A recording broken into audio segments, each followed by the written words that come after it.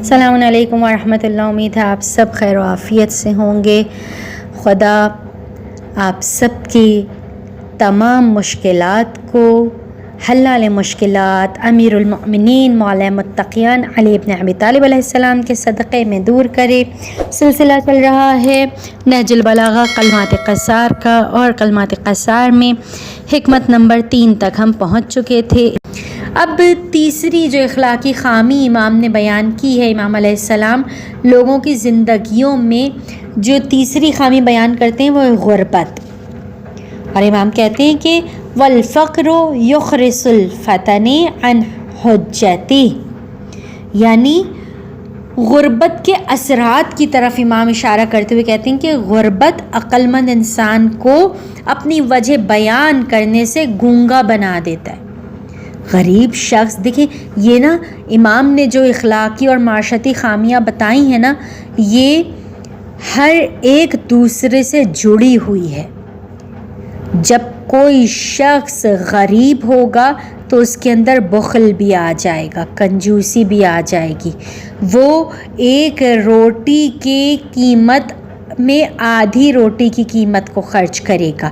پھر اس کے اندر تیسری خامی کیا آ جائے گی غربت کی، کہ وہ اپنے عذر بیان کرنے سے، اپنی بات بیان کرنے سے قاصر ہو جائے گا، نہیں بیان کر سکے گا، اس کی یہ طاقت بھی کم ہو جائے گی۔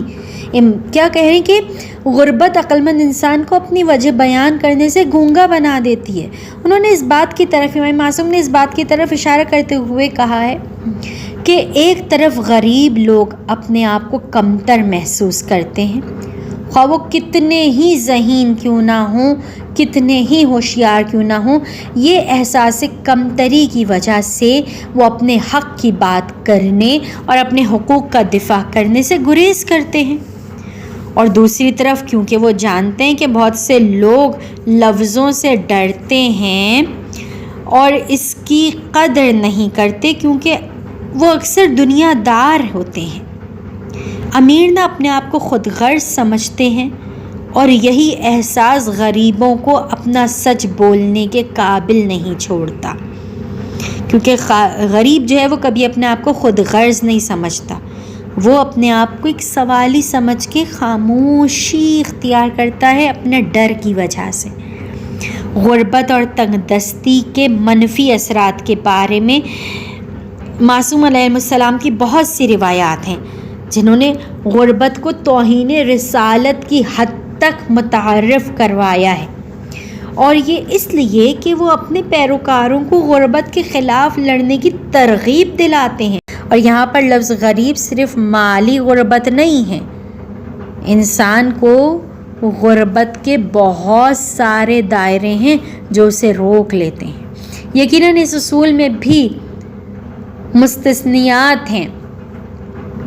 ہم ابوذر جیسے ساتھی کو دیکھیں، جناب ابوذر کی زندگی استثناء ہے غربت سے، کہ غربت میں رہتے ہوئے، جسے لوگ کہتے تھے ابوذر غریب ہیں، غربت کی وجہ سے جانتے تھے، لیکن جب بہادری کے وقت میں آئے ہیں ابوذر تو ظالموں کے خلاف لڑنے کے لیے کھڑے ہوئے ہیں اور ان کے خلاف اپنی دلیل ختم کر دی ہے۔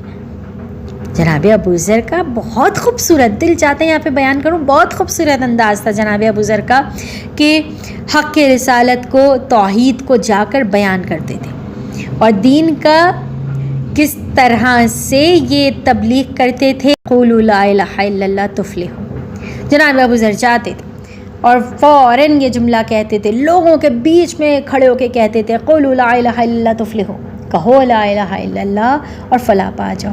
لوگوں نے بہت مارتے تھے، مار پیٹ کھا کر بے ہوش ہو کر رسول کے پاس ان کو لایا جاتا تھا، رسول ان کو مرہم پٹی کرتے تھے، پھر جیسے ہی ہوش سنبھالتے تھے کہتے تھے یا رسول اللہ بہت مزہ آیا ہے۔ دیکھیں غربت ہے لیکن ایمان اتنی بلندی پر، کیا جملے ہوتے تھے، یا رسول اللہ بہت مزہ آیا ہے، کیا میں دوبارہ جا کر یہ پیغام دوں؟ کتنا خوبصورت ہے۔ بغاوتوں میں بعض اوقات اپنی جان بھی قربان ہوتی ہے، جناب ابوذر نے یہ کر کے دکھایا ہے۔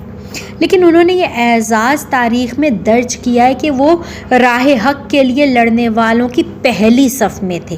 اگر بعض روایات میں غربت کی تعریف کی گئی ہے اور رسول اللہ صلی اللہ علیہ وآلہ وسلم نے اسے اپنا فخر سمجھا ہے، یا تو اس سے مراد خدا کے سامنے اپنے آپ کو غریب پیش کرنا ہے جیسے کہ قرآن کریم نے بیان ہوا ہے، کہ یا اس سے مراد زندگی کی سادگی اور قناعت ہے جو ظاہری طور پر غربت کے مترادف ہے۔ اور یہیں پر ہم اپنی بات کو مکمل کریں گے اور باقی نکات کو آپ کے سامنے انشاءاللہ اگلی نشست میں بیان کریں گے۔